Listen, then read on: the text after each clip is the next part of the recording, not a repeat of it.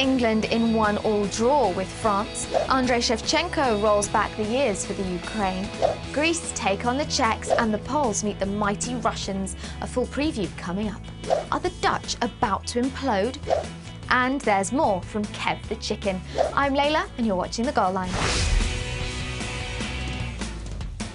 Joleon Lescott scored his first international goal last night, giving England a 30th minute lead. But it wasn't to last. Just 9 minutes later, Lescott's Man City teammate Samir Nasri equalised outside the box. Man United's Patrice Evra said after the match that it was like watching Chelsea beat Barcelona. Hopefully, that's a good thing. England coach Roy Hodgson said he was proud lots of times and reckons there's more to come. Whilst England seemed to run out of steam in the latter stages of the heat in Donetsk last night, the French were full of running, possibly down to their rather unusual preparation. Les Bleus have been wearing jackets packed with ice during training, which are designed to reduce fatigue and keep minds clear and focused. And if that's not enough, they've also installed a state-of-the-art cryogenic chamber at their base camp in Donetsk to aid their recovery. In Group D's other fixture, co-host Ukraine came from behind to win 2-1 against Sweden, with Shevchenko scoring twice in 5 minutes to cancel out Zlatan Ibrahimovic's 51st minute goal. And just look at how happy these Ukrainians were last night. You'd have thought they won the entire tournament. As for the Swedes, look out England, beware the wounded animal.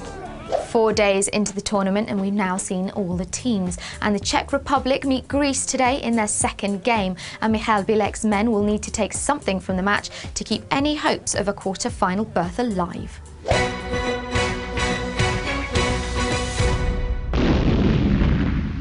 It's going to be an intense affair, get it, between Greece and the Czech Republic. And the Greeks are already facing a mini crisis. They'll have no Papastatopoulos, who's suspended for the game. His defensive partner Papadopoulos faces a long-term injury, and now comes news of another injury blow. No central midfielder Fotakis. It could mean the experienced Kashanouris drops back into the heart of defence, but then who'll play in midfield? Clearly, coach Fernando Santos has some shuffling to do before the big game. The Czechs could be facing the music if they don't win against Greece, but coach Michal Bilek isn't planning to make too many changes despite that 4-1 defeat against Russia. However, he will be hoping that his team has better cohesion and ball retention if to find a way through that Greek defence. But they do have one psychological advantage. In historical meetings between the two sides, the Czechs lead 5-1. What a score that would be. Russia could be the first team through to the quarter-finals if they can beat co-hosts Poland in Warsaw this evening. Sharma the Charmer gives us the lowdown. Well, here's a bit of history. This is the entrance to the Lenin shipyard, which was home to the trade union movement Solidarity. And that's exactly what the Poles will need, as once again they face the might of Russia. Only in football this time, though. But after that draw against Greece, Coach Smuda has been saying all the right things to lift his troops and the nation. As for the Russians, Coach Dick Advocat has played down all the heaping praise on his side, stating that trophies are only handed out at the end of a tournament. Nevertheless, he must be delighted at the form being shown by such key players as Shirokov, Jogayev and Pavlyuchenko. And if Russia can maintain their free-flowing, high-pressure game, it could prove too much for the Poles. Next up, it's Kev the Chicken.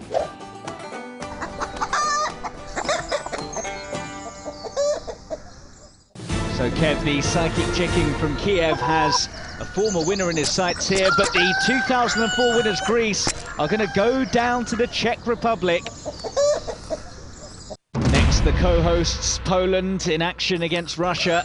Tough game for Poland. Oh, it's going to be too tough for them. Kev says that the Russians will see off Poland. Big blow for the joint hosts there. So victories for Russia and the Czech Republic are Kev's predictions this time round.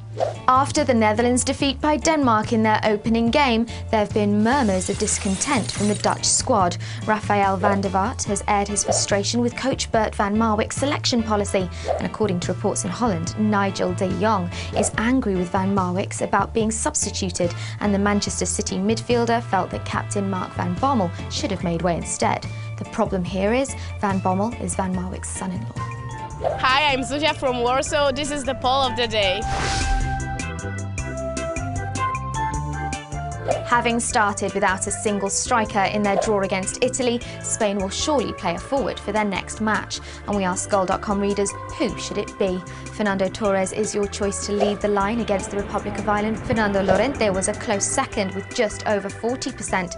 Cesc Fabregas polled just 5% of the vote. Before I leave you, just time to have a look at this lot. Football fans are an intelligent bunch. This fella has clearly caught the wrong train. The perfect way to work off that beer belly. This lady's cycling whilst drinking. It's not working for the old love at the back though. Well, that's it for another day. Sian is back tomorrow with more of your daily goal line. Au revoir.